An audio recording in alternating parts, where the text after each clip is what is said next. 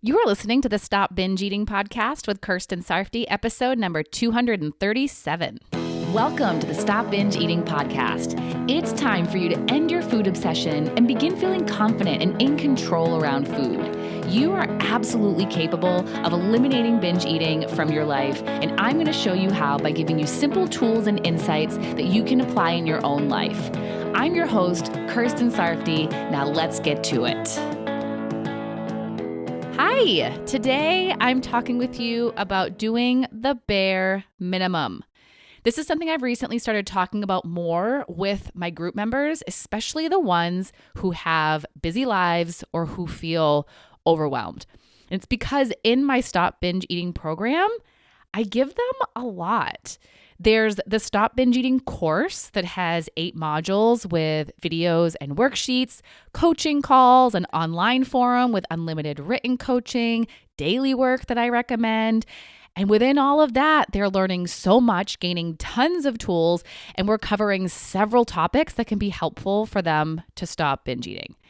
And I offer all of this not because they need all of it. They don't need to consume or engage with all of it in order to stop binge eating, but because different people need different things.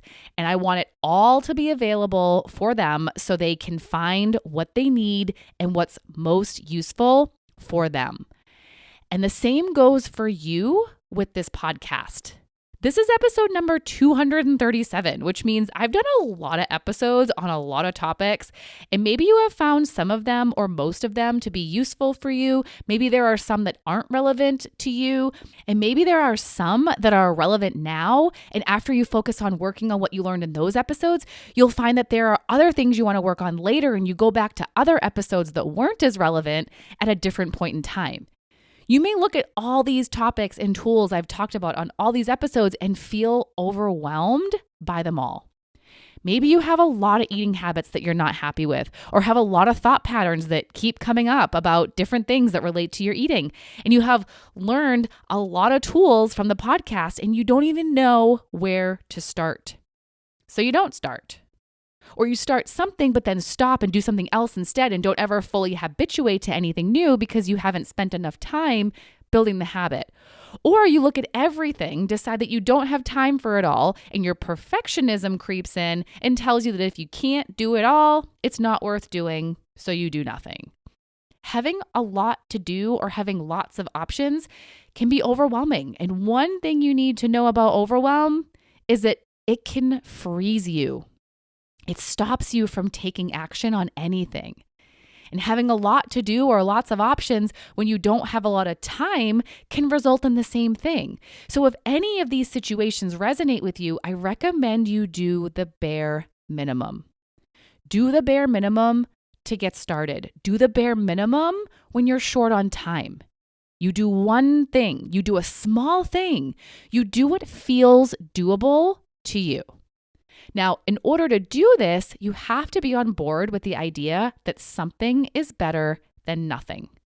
Because you perfectionists out there and those of you who believe in all or nothing get stuck in the idea that if you can't do it all, then it's not worth doing. But this is so not true. You can make progress, you can make changes, and you can build habits doing one small thing consistently. You're going to do one small thing consistently, something you believe is doable and something you think will have an impact on your current goal. And when you make time for it and you do it, you'll start to see it become easier and more automatic. And when it does, you can move on to the next thing that's small and doable. Now, might it take longer to make changes this way than if you did more things and spent more time working on your goal? Of course.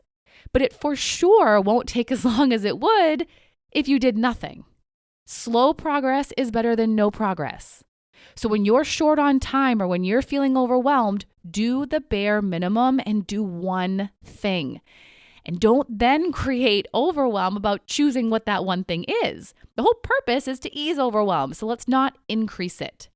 So in my group program, I help my members figure out what the next best option is for them. And I'll give them personal recommendations. But if you're doing this on your own, here's how I recommend you figure this out. Write down all your options. What do you want to be doing? Get it all on paper so you can see what you have to choose from. Next, mark which ones you think will be doable for you to do.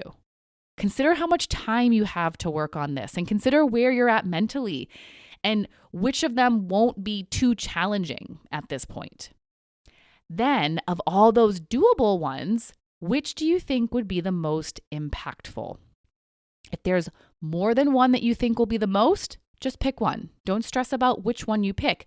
Whichever you pick will be impactful, so you're not going to make the wrong decision. And then you schedule a time to do it, you commit to doing it, and you get to work on it. And if you miss a day or two or whatever, you do not give up on it. You get back to it when you can. And that's how you'll make progress doing the bare minimum. And what's also really helpful about doing this little by little is that you learn what actually is the most impactful for you. So if life does get busy, you'll know what bare minimum work you can do to keep yourself making progress. I was coaching one of my group members recently, and she was telling me that doing the work to stop binge eating is a lot of work, and she doesn't have the time and energy to do it all. So we talked about what she can do. She had this idea in her mind that she had to do all these things in order to not binge. And although doing all those things was super helpful, when she's busy in her life, there are a few things that will be the most helpful and most impactful for keeping her head in the game and keeping her making progress. So she's going to put her focus on only those things when time is tight and then do more when she can. Sometimes it only takes one thing or a few things to make a difference. Find out what that thing is or those things are for you. Something is better than nothing, even if it's just one thing. All right? Go out and find what that one thing is for you, and I will talk to you next time. Bye-bye. Thank you for listening to the Stop Binge Eating podcast. If you like what you heard today and you want more, go to coachkir.com/free. That's COACHKIR.com/free to get some awesome free stuff to help you stop binge eating.